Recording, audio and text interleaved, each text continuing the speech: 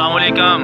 अज जुमे का दिन आ और जुमे वाले दिन मेरी कोशिश होंदी आ कि मैं अपनी वाक पिंड की दूसरी साइड से करा जिधर कब्रस्तान पैंदा, ताकि 10 मिनट कब्रस्तान दे विच बैठ के अपने प्यारिਆਂ ਨੂੰ मिला, उन्हां वास्ते दुआए मगफरत करा। ये वही प्यारे ने ਜਿਹੜੇ ਸਾਡੀ ਜ਼ਿੰਦਗੀ ਦੇ ਵਿੱਚ ਸਾਡੇ ਨਾਲ ਹੁੰਦੇ ਆ ਤੇ ਅਸੀਂ ਕਹਿੰਦੇ ਆ ਕਿ ਤੇਰੇ ਤੋਂ ਬਗੈਰ ਮੇਰਾ ਇੱਕ ਮਿੰਟ ਨਹੀਂ ਗੁਜ਼ਰਦਾ, ਔਰ ਅਗਰ ਤੈਨੂੰ ਕੁਝ ਹੋ ਗਿਆ ਤੇ ਮੈਂ ਵੀ ਜਨਾਬ ਤੇਰੀ ਜੁਦਾਈ ਦੇ ਵਿੱਚ ਮਰ ਜਾਵਾਂਗਾ।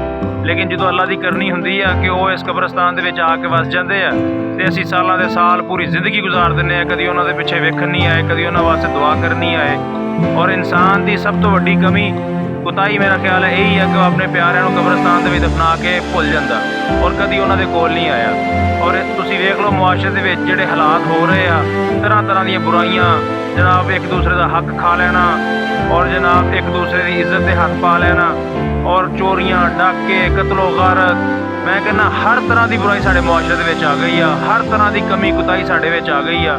ਉਹਦੀ ਸਿਰਫ ਇੱਕ ਹੀ ਵਜ੍ਹਾ ਵਾ ਕਿ ਅਸੀਂ ਇਸ ਕਬਰਸਤਾਨ ਨੂੰ ਭੁੱਲ ਗਏ ਆ, ਆਪਣੀ ਮੌਤ ਨੂੰ ਭੁੱਲ ਗਏ ਆ।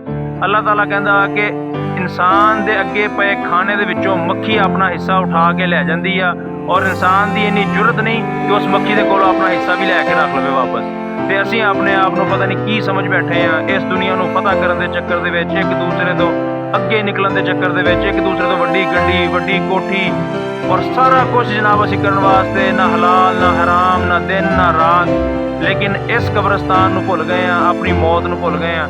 ਮੇਰਾ ਇਹ ਨਜ਼ਰੀਆ, ਮੇਰਾ ਇਹ ਮੰਨਣਾ ਕਿ ਅਗਰ ਇਨਸਾਨ ਆਪਣੀ ਮੌਤ ਨੂੰ ਯਾਦ ਰੱਖੇ ਤੇ ਉਹਦੀ ਜ਼ਿੰਦਗੀ ਦੇ ਵਿੱਚ ਸਿਰਫ ਸਕੂਨ ਆ ਜਾਏਗਾ, ਇਤਮੀਨਾਨ ਹੋ ਜਾਏਗਾ ਉਹਨੂੰ ਔਰ ਅੱਲਾ ਦਾ ਸ਼ੁਕਰ ਅਦਾ ਕਰਨ ਵਾਲਾ ਬਣ ਜਾਏਗਾ। ਥੋੜੀ ਦੇ ਉੱਤੇ ਵੀ ਰਾਜ਼ੀ ਹੋ ਜਾਏਗਾ, ਬਹੁਤੀ ਦੇ ਪਿੱਛੇ ਨਹੀਂ ਭੱਜੇਗਾ, ਹਲਾਲ ਹਰਾਮ ਦੀ ਤਮੀਜ਼ ਦਾ ਪਤਾ ਲੱਗ ਜਾਏਗਾ। ਔਰ ਮੇਰਾ ਖਿਆਲ ਹੈ ਕਿ ਇੱਥੇ ਆਉਣਾ ਚਾਹੀਦਾ, ਆਪਣੇ ਪਿਆਰਿਆਂ ਨੂੰ ਵੇਖਣਾ ਚਾਹੀਦਾ ਕਿ ਜਿਹੜੇ ਸਾਡੀ ਤਰ੍ਹਾਂ ਇਸੇ ਦੁਨੀਆ ਨੂੰ ਫਤਹ ਕਰਨ ਦੇ ਚੱਕਰ ਦੇ ਵਿੱਚ ਸਾਡੇ ਨਾਲ ਸੀਗੇ ਔਰ ਅੱਜ ਇਸ ਮਨਾ ਮਿੱਟੀ ਦੇ ਥੱਲੇ ਆ ਕੇ ਪੈ ਗਏ ਨੇ ਖਾਮੋਸ਼ੀ ਦੇ ਨਾਲ।